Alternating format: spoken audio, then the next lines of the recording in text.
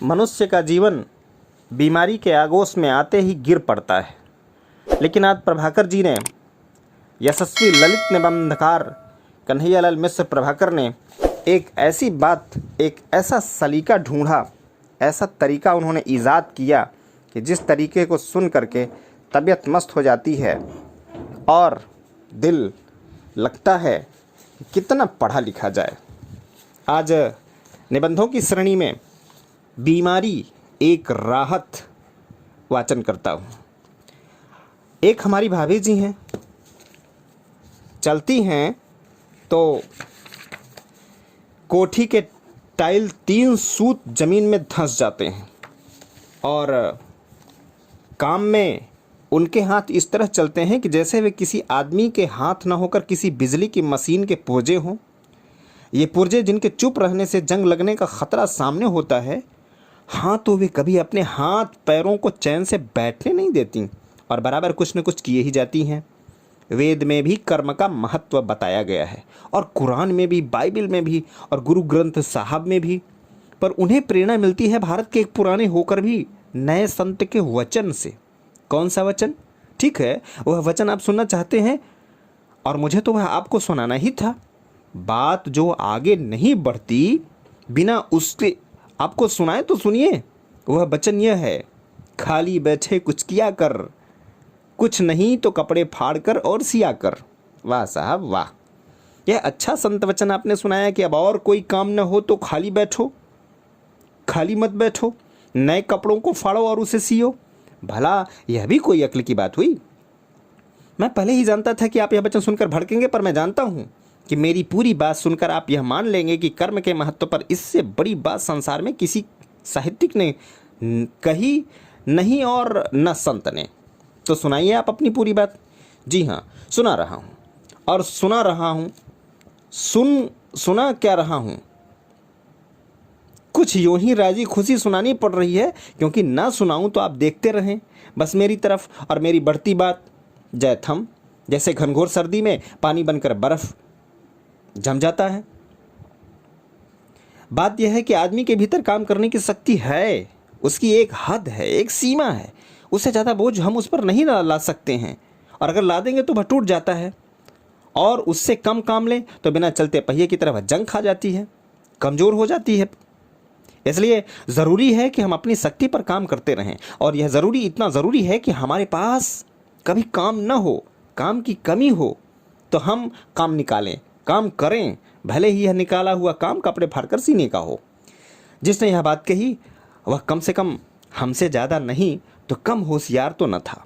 वह मनुष्य के शरीर की बनावट से ही नहीं, मन की बनावट से भी परिचित था। वह जानता था कि कपड़ा तो मरम्मत किया हुआ भी काम दे सकता है, पर मनुष्य के भीतर अटखेलियाँ करती काम करने की शक्ति कमज़ोर हो जाए तो फिर वह पूरी नहीं हो सकती। खाली बैठे बेगार भली, इस कहावत में तो यही सत्य छिपा हुआ है। और लीजिए एक और बात बताऊं आपको कि जब मैं बीमार पड़ता हूं तो मुझे एक अंदरूनी राहत मिलती है।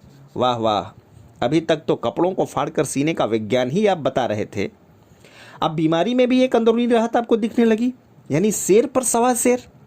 आप में यह बड़ी ख़राब आदत है कि न तो पूरी बात सुनते हैं न समझते हैं, हाँ भड़क उठते हैं। पूरी बात सुना लीजिए और फिर देखिए कि कपड़ों को फाड़कर सीने की तरह आपको बीमारी में कोई राहत दिखाई देती है या नहीं दिखाई देती। मैंने कहा नहीं आपसे अभी कि जब हम अपने शरीर को उसकी शक्ति से ज़्यादा काम देते हैं तो वह एक झटका खाता है और बीमारी इस झटके के खिलाफ बगावत है। बगावत के नाम से आप चौंक क्यों पड़े? हमारे देश में 1857 से 1942 तक बगावतों का ही दौरा रहा, पर हाँ आपने तो उनसे कोई हिस्सा लिया नहीं। फिर क्या जाने आप भला बगावत की राहत। हमारे देश में एक यशस्वी धनपति हैं, श्री घनश्याम दास बिड़ला, धनपति और विद्वान। वे एक बार अंग्रेज सरकार के किसी कमीशन का मेंबर बनकर वियना गए। वहाँ उन्होंने सरकारी काम के साथ एक काम यह भी किया कि डॉक्टरों को अपना मैदा दिखाया। उनकी राय में उनका मैदा कमज़ोर था, पर डॉक्टरों ने कहा आपका मैदा तो सेठ साहब बिल्कुल ठीक है। सेठ साहब की अक्ल परेशान कि यहाँ तो खट्टी डकारों, हकारों और अफसरों के नाक में दम है और ये भले आदमी कहते हैं कि मैदा आपका ठीक है। अजीब विशेषज्ञ हैं ये। सेठ जी ने लाख अपनी डकारों के नारे लगाए पर डॉक्टरों ने एक न सुनी। अंत में उन्होंने कहा, आप अगर एक मन बोझा उठा सकते हैं तो आप पर लाद दिया जाए 2 मन तो अब क्या चल सकेंगे। सेठ जी बोले, ना, मैं तो गिर पड़ूंगा। विशेषज्ञ बोले, यह गिर पड़ना कोई बीमारी थोड़े ही है, यही हाल आपके मैदे का है। उसमें जितना खाना हजम करने की ताकत है आप उससे ज़्यादा खा लेते हैं, बस पेट उसे बर्दाश्त नहीं करता और डकारों और अफारों के रूप में बगावत कर देता है। बिड़ला जी यह बात मान गए। अच्छा, आप जानते हैं कि मरना क्या होता है? मैं जानता हूँ कि आप इस प्रश्न पर भी भड़केंगे और कहेंगे बड़े तपाक से कि वाह साहब, यह भी कोई प्रश्न है कि मरना क्या होता है? इसे तो बच्चे भी जानते हैं कि मरना होता है मर जाना। हमारे बाप दादा परदादा सब मर गए कि नहीं? जी हाँ, आपके बाप दादा परदादा मर गए और आपने भक्तिपूर्वक उन्हें ठिकाने लगा दिया, यह भी मैं जानता हूँ। पर इससे मेरे प्रश्न का तो हल नहीं निकला। मेरे प्रश्न में यह कहा था कि आपके कुनबे की मरण रिपोर्ट क्या है। मैं तो सिर्फ यह पूछ रहा था कि मरना आखिर क्या होता है। सुनिए, आप क्या बताएंगे इस सवाल का जवाब। मरने का मतलब है कि शरीर में बगावत करने की ताकत न रहना।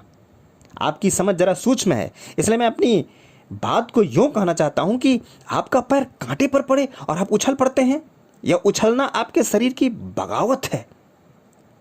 अब अगर कांटा चुभे और शरीर ना उछले तो समझिए कि आप मर गए या मर रहे हैं। तो मेरी सारी बात का सार यह है कि बीमारी शरीर पर होने वालों बाहर भीतर के आक्रमणों के विरुद्ध एक बगावत है और इसलिए मैं कह रहा हूं कि बीमारी में भी एक राहत है। यानी यह विश्वास है कि मैं बीमार हूं तो अभी जीवित हूं, युद्ध कर रहा हूं, मर नहीं रहा हूं। जीवन के विश्वास से बढ़कर भी क्या कोई और राहत हो सकती है? कभी कभी तो जीवन का विश्वास मनुष्य के लिए एक नए जीवन का मार्ग खोल देता है। आप तो जानते ही हैं भगत नंदलाल को।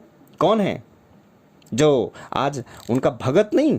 सभी उन्हें सिर आंखों लेते हैं, पर मालूम है आपको कि 15 साल पहले वे एक नंबर के दुष्ट थे। जाने कितनों को जालसाजी में फंसाकर उन्होंने लूट लिया, कितनों की इज्जत ली और कितनों की जाने। पर खूनी थे, पूरे खूनी थे। पर अब पूरे भगत हैं। भगत भी बहुला भगत नहीं, सच्चे भगत। वाकई जिंदगी बदल गई उनकी और वे भेड़ियों से गाय बन गए। अपाहिज आश्रम से तो उनका मशहूर है कि सेवा के और बहुत से काम उनके हाथ चल रहे हैं। यह इतना बड़ा परिवर्तन, तब्दीली उनमें कहाँ से आ गई? बात यह हुई कि वे एक बार बीमार पड़े और बीमार क्या पड़े, उनका तमाम शरीर फूट आया। कहीं सींक रखने की भी जगह नहीं, फुंसी ही फुंसी। तो यूँ समझिए कि फुंसियों से घिरे हुए वे खुद एक फोड़ा बन गए और न करवटें ले सके न बैठ सकें, चारों ओर बदबू ही बदबू। ऐसी हालत में तो कोई लोकप्रिय आदमी भी परेशान हो जाता है। फिर अपनी दुष्टता के कारण वे तो सबके दुश्मन ही थे। तब कौन आता उनके पास इस हालत में? मनुष्य के मन की यह बनावट है कि जब बाहर से निराश हो जाता है तो अपने भीतर झांकता है। नंदलाल ने भी बाहर से निराश होकर के भीतर झांका और भीतर क्या झांका, उन्होंने एक नई दुनिया देखी। उसने जीवन भर जिन्हें सताया था वे ही सब वहां खड़े दिखाई दिए। और दिखाई क्या दिए? नंदलाल को लगा कि हर एक फुंसी के रूप में उनका पहले सताया हुआ कोई आदमी आज उनकी छाती पर सवार है। वे कांप उठे और अपने ऊपर उन्हें गहरी घृणा हो गई।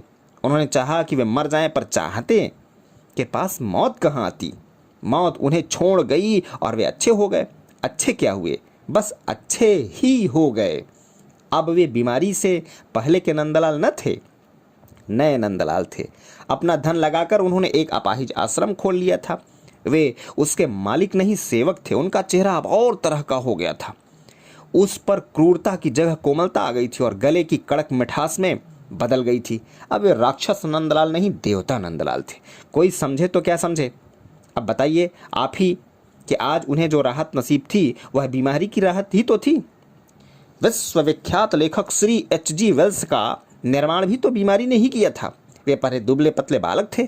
अपने बचपन में एक दिन उन्होंने साथियों के साथ गेंद की तरह उन्हें उछाल दिया। उत्साह में उछाल तो दिया पर वे बच न सके। नतीजा यह कि उनकी हड्डी टूट गई और वे 1 साल पलंग पर पड़े रहे। पड़े और तो कुछ कर ही नहीं सकते। पुस्तकें पढ़ते रहे और इस शांत अध्ययन ने उन्हें लिखने की ताजगी दी। एक बार वे बीमार पड़े और इस बार तो ऐसे पड़े कि जीवन की उम्मीद ही जाती रही। बात यह हुई कि वे फुटबॉल खेल रहे थे और गिर पड़े। इस बीमारी से उभरने में उन्हें 12 वर्ष लगे। इन 12 वर्षों में पड़े पड़े पुस्तकें पढ़ते रहे और वे खुद कहा करते थे कि मेरी बीमारियों ने ही मुझे विश्वविख्यात बनाया है। यूं कहो तो यह एक मामूली बात है, पर जरा गौर करो तो इस बात में बहुत बड़ी बात है। बड़ी बात यह है कि मनुष्य अपने से बाहर भटकता फिरता है, पर राहत, चैन और शांति स्वयं उसके भीतर है। अब इस मसले पर मैं आपको गीता की गंभीरता में उतारूं या फिर योग वशिष्ठ या योग दर्शन में ले चलूं तो शायद आप घबरा उठें, क्योंकि बात यह है कि आप इस वक्त दिलचस्प बातचीत के मूड में हैं और बहुत ही तो डॉक्टर की चीनी चढ़ी कोनैन भी ले सकते हैं, हकीम साहब का काढ़ा नहीं। तो खैर रहने दीजिए, आज गीता और योग की गहराइयाँ, पर पागलों में तो आपकी काफ़ी दिलचस्पी है। मुझे याद है उस दिन हम लोग बैठे बातें कर रहे थे तो वह हैट कोट पतलूनधारी पागल आपके बैठक खाने में घुस आया था। हाँ, आपने उसमें काफ़ी दिलचस्पी ली थी और उसके साथ एक गप्पे और गुब्बारे उड़ाए थे। कहाँ गीता और योग की गहराइयाँ और कहाँ पागलपन की बात। आप भी खूब बेपर की उड़ाते हैं। जी, मैं खूब बेपर की उड़ाता हूँ। यह परवाली आपने खूब उड़ाई, पर न आपसे बात कर रहा हूँ मैं गीता की और न पागलों की। मैं तो बात कर रहा हूँ बीमारी की, राहत पर। और यकीन कीजिए कि इस पागल की बात का भी उस बात से एक सिलसिला है ही। भारत के एक मनोवैज्ञानिक ने पागलों के संबंध में जो नई खोज की है उनमें से उसने एक बड़ी मज़ेदार बात कही है कि जिन परिवारों में पागल होते हैं उनमें ही ऊंचे दर्जे की विभूतियां भी पैदा होती हैं। वैज्ञानिक ने इसकी छानबीन करते हुए कहा है कि हमारे दैनिक जीवन की कठोरताएं जीवन में इस तरह की दुश्चिंताओं को जन्म दे देती हैं कि जीना एक बोझ हो जाता है, और इस हालत में पागलपन राहत की एक महान औषधि सिद्ध होता है, जो जीवन की तमाम दुश्चिंताओं और असफलताओं का हरण कर आदमी को बिना मुकुट का राजा बना देती हैं। बिना मुकुट का राजा? अरे राजा क्या, राजाओं का भी राजा। लीजिए, दो पागलों का एक दिलचस्प संवाद सुनिए। एक पागल ने अपनी मस्ती में झूम कर कहा, दुनिया के लोगों, मैं तुम्हें खुदा के कहर से बचाने के लिए धरती पर भेजा गया हूँ। आओ मेरे दामन के साए में आकर के खड़े हो जाओ, मैं कयामत के दिन तुम्हारे सब गुनाह बख्शवा दूंगा। एक दूसरा पागल कुछ दूर घास पर पड़ा इन हजरत की बातें सुन रहा था। उसने अध उठे होकर उनकी तरफ देखा और बहुत गंभीरता से कहा, दुनिया के लोगों, यह झूठ बोलता है। मैंने इसे दुनिया में नहीं भेजा और ना इसके कहने से मैं क़यामत के दिन एक भी आदमी को बख्शूंगा। बस मतलब साफ है कि पहले महाशय अपनी आंखों में पैगंबर थे तो दूसरे महाशय उनसे भी ऊपर साक्षात खुदा ही थे।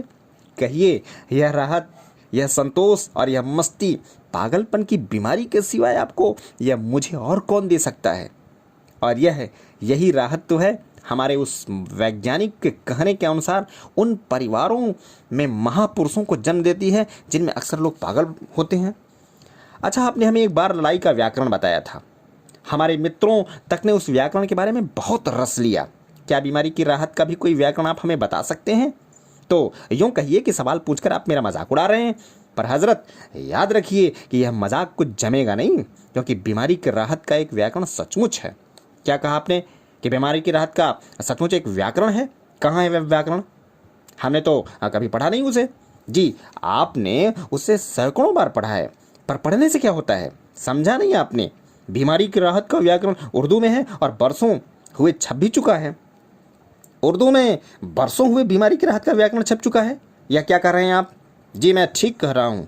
लीजिए, आप देख लीजिए, बीमारी की राहत के व्याकरण का पहला सूत्र यह है कि आदमी मौत से न डरे और उसे जिंदगी की ही एक